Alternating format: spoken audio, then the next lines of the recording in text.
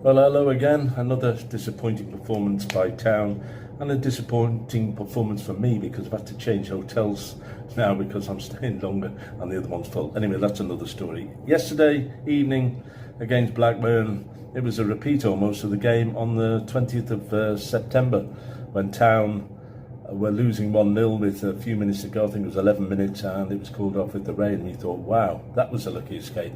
But last night was another lucky escape, because when Andre Gudjonsson scored for Blackburn after 79 minutes, it looked as if the writing was on the wall for Town again. Deja vu, call it if you want. And it was only Sindra Waller-Ageli who came on only for the last 10 or 15 minutes, who I think it was after 80 minutes he came on and he scored the equaliser with literally the last kick of the game.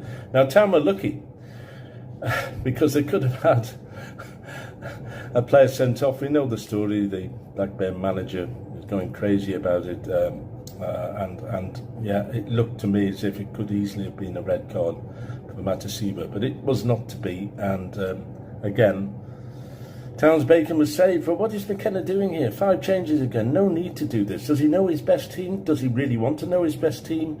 Because it suggests to me that he's trying to appease everybody in the squad by giving them a chance and sort of saying, you'll be next in line, we'll change it again, we'll change it again. But there's no continuity. Without continuity, you don't have momentum. Without momentum, you don't get the good results that we all desperately crave for. And remember, Coventry's coming up next.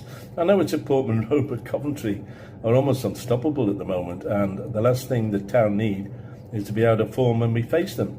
Or a team that anybody who has an inkling about the McKenna way of doing things will think it's going to change again, and it probably will.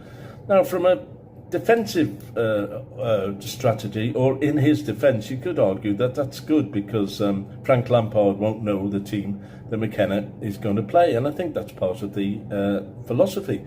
The McKenna wants to swap things around to confuse the opposition, but it's not working. That is the reality of the situation, and the blame lies clearly at the door of Kieran McKenna. He's a manager on a lot of money. He's paid very well for his decision making, and more recently there've been bad decisions. I'd like your views on the subject, but as we go into that game at the weekend against Coventry, I am very, very worried. How about you? Take care. Catch you later. Bye.